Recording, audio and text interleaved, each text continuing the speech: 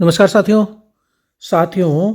रात्रि भोजन के बाद मैं कल जब घूमने के लिए निकला तो घूमते घूमते टहलते टहलते सड़क के किनारे ये प्यारा सा फ्लावर मेरे को दिखाई दिया। सफ़ेद कलर का फनल नुमा ये फ्लावर बहुत ही सुंदर लग रहा था और ध्यान से देखने पे पता लगा ये है धतूरा। इसके जो फल आ रहे थे ना, फल से एकदम पता लग गया कि ये है धतूरा। तो दिमाग में एकदम से जिज्ञासा हुई इसके बारे में कि जब ये इतना सुंदर फ्लावर इस पर आता है तो क्या हम इसे अपने टेरेस गार्डन में लगा सकते हैं। तो चलिए आज इसी पे चर्चा करेंगे। धतूरा, इसको बहुत सारे नामों से, कॉमन नामों से अलग अलग जगह बुलाया जाता है। इसे कोई कहता है धतूर, धोत्रा, धोधरा, कनक, धतर्रा, जिम्सन वीड, थॉर्न एप्पल, कांटा सेब, डेविल्स स्नेयर, डेविल्स ट्रम्पेट और उन्मत्त। तो इसको जो है ना, आचार्य चरक ने इसे कनक और सुश्रुत ने उन्मुत नाम दिया। जो हमारे आचार्य थे उन्होंने इनका नाम दिया और ये बड़ा ही अच्छा पौधा माना जाता है और कहा जाता है कि 100 मर्जों की एक दवा। धतूरा भगवान शिव का प्रिय।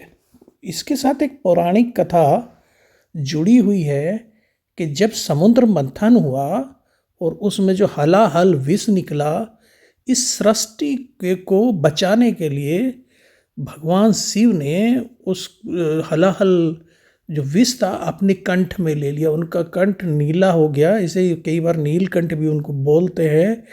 और उन्होंने उसको रोके रखा, लेकिन इसकी गर्मी, विष की गर्मी उनके मस्तिष्क में जब चढ़ने लगी और बेहोशी होने लगी तो उनके सर पर ये धतूरे की पत्तियाँ, धतूरे का फल ये रख कर और जलाभिषेक किया गया। तब से ये जलाभिषेक और ये फल और पत्तियाँ भगवान शिव, भगवान भोलेनाथ पर चढ़ाने की परंपरा चली आ रही है।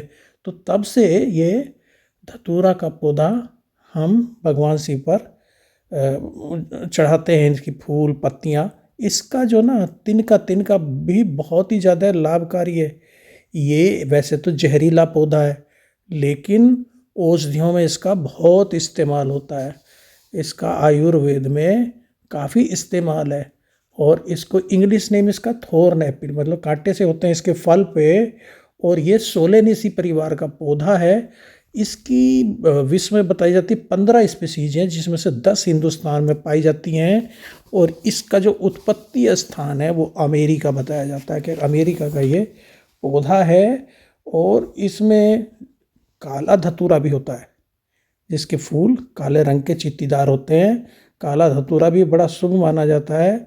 सफ़ेद ये धतूरा तो बहुतायत में आपको मिल जाएगा और बीज से बोया जाता है आसानी से। अब क्योंकि ये भगवान शिव का प्रिय माना जाता है, तो जहाँ इसमें बताया जाता है कि भगवान शिव का वास होता है इस पौधे के अंदर, तो जहाँ ये लगाया जाता है वो स्थान शुभ हो जाता है। इसलिए इसे टेरेस गार्डन में, अपने गार्डन में, अपने बगीचे में आसानी से लगाया जा सकता है। और कहा जाता है कि भगवान शिव की दशा होती है पूर्व, तो इसको सावन के महीने में लगाना शुभ माना जाता है और पूर्व दिशा में घर की इसको लगाना चाहिए।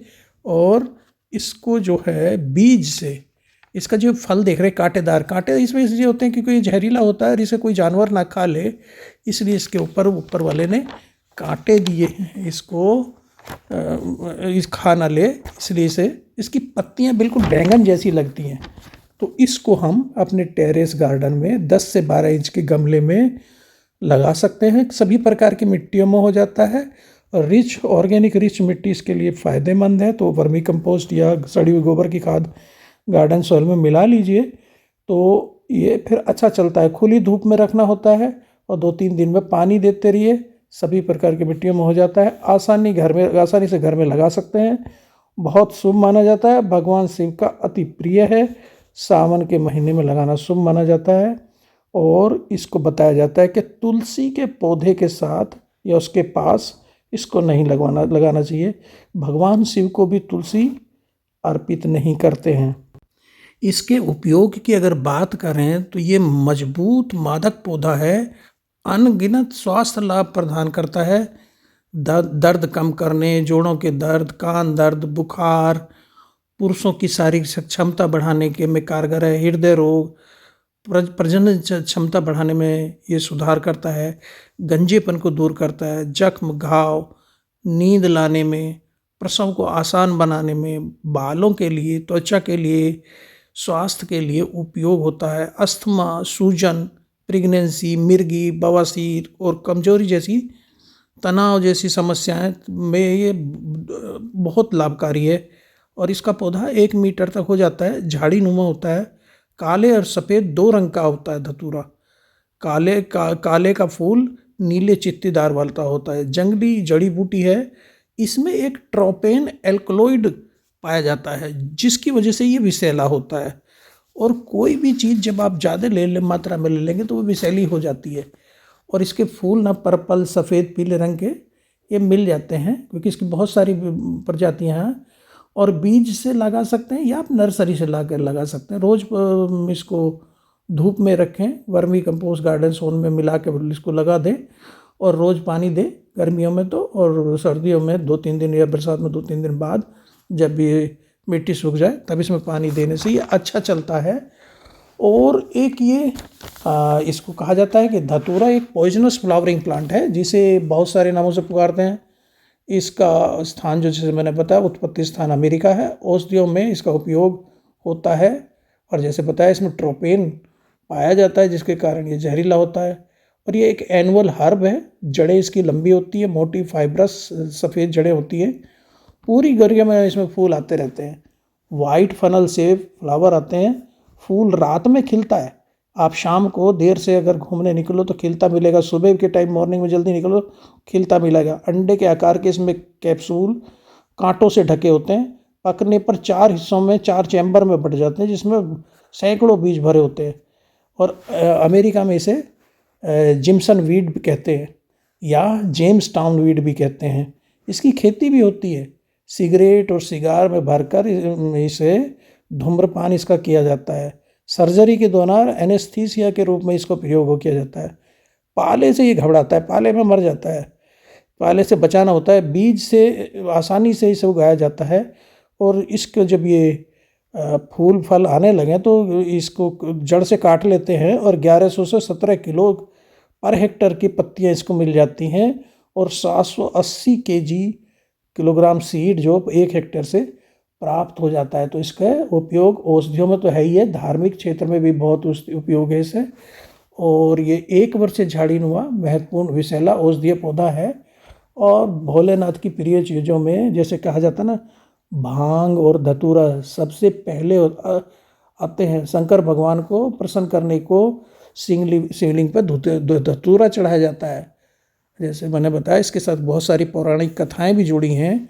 आयुर्वेद में इसका इस्तेमाल औषधियों में होता ही है। पुराने बुखार, जोड़ों के दर्द, विष प्रभाव को कम करने में होता है।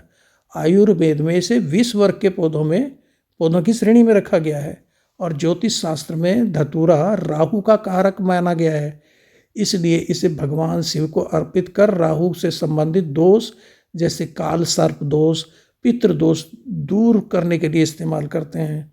और जैसे मैंने बताया कि 2 प्रकार का मुख्य रूप से होता है, काले फूल वाला और सफ़ेद फूल वाला।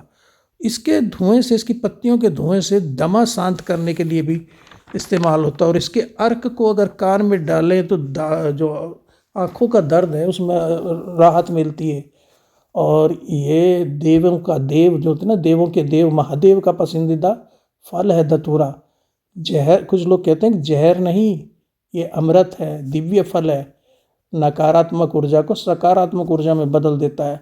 सावन के महीने में एक धतूरा शिवलिंग पर चढ़ाने पर, और इसका डंठल ना शिवलिंग की जो जलाधारी होती है, जलधारी की तरफ होना चाहिए, इस तरह चढ़ाते हैं। धतूरा चढ़ाते वक्त ओम नमः शिवाय मंत्र का जाप करते हैं।